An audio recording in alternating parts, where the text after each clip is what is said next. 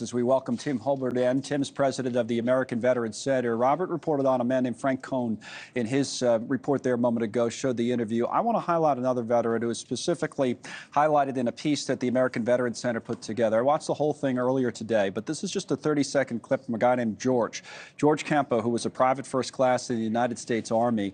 And literally, this man collected thousands of bodies on D-Day.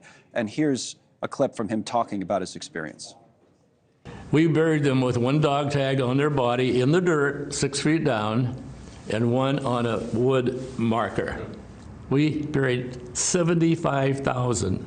That's not just Americans. We had a lot of Germans dead too. We put them in separate temporary cemeteries. You've got to see it. And then you understand the high price of freedom. The high price of freedom. Tim, tell us about George. A remarkable man, landed on Utah Beach on D-Day. From D-Day to the end of the war, as George just said, 75,000 bodies that they handled. More than anybody, George knew the sacrifice and the price of freedom. One of my great friends for 15 plus years, if there was anybody I was certain was going to be at the ceremonies today in Normandy, it was George. He made it his life's mission to educate Americans, to educate the world about that sacrifice. Went back to Normandy countless times. Became a documentary filmmaker in his 80s, bringing veterans back and educating young people. Extraordinary man. Perfect shape, as you saw. That interview was just recorded about 1.5 years ago, but then became ill last summer and just passed away a few months ago. So it just shows how precious time is with these legends. Yeah, I hope he's looking down and seeing us talking about his experience today and remembering that. But it also, to your point, raises the larger point here, which is that we don't have much time left with this the greatest generation, as it's so aptly called. I'll put up the numbers on that. And by the end of this year, I think the projection is we can get under 100,000 as you look at the bar chart going down. I mean, obviously, that's the way it's going to go, and would be below 1,000 by the year 2035. So it's how do you keep, and this is part of, I'm sure, what you're focused on, their stories alive for generations who won't be as lucky as us and have a chance to meet some of them in person. Absolutely. You know, that urgency of collecting these stories is there, particularly with modern technology. YouTube, not a thought when I started this 20 years ago, 20 plus years ago now, of recording these stories and bringing them out to the people.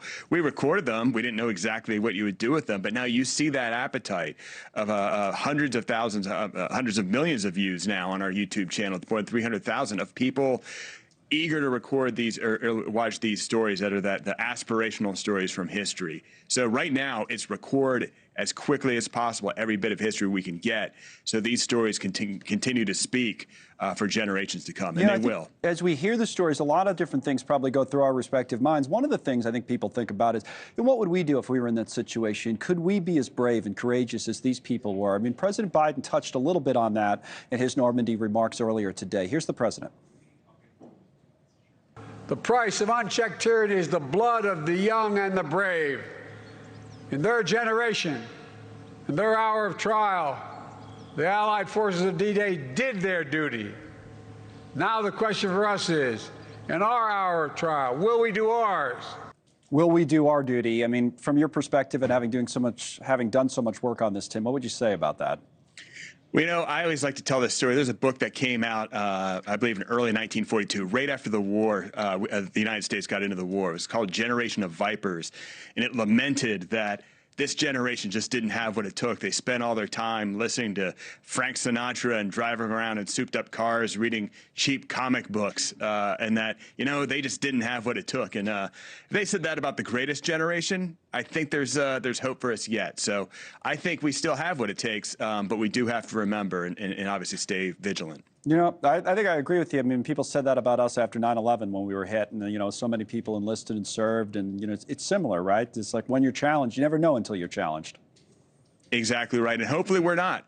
But we're going to be challenged in some way, and I think that's the lesson that we take away from the greatest generation, right? You know, they were challenged in a monumental way, but we're all going to be challenged in some way, and can we rise and meet that challenge? Those are the lessons that we really need to take from them. There are terrific lessons. Thank you, Tim, for all the work you do, and thanks for coming on today. We appreciate it. Absolutely. Thank you so much. Tim Holbert. Thanks so much for watching. Just go to joinnn.com to find NewsNation on your television provider. And don't forget to click the red subscribe button below to get more of NewsNation's fact-driven, unbiased coverage.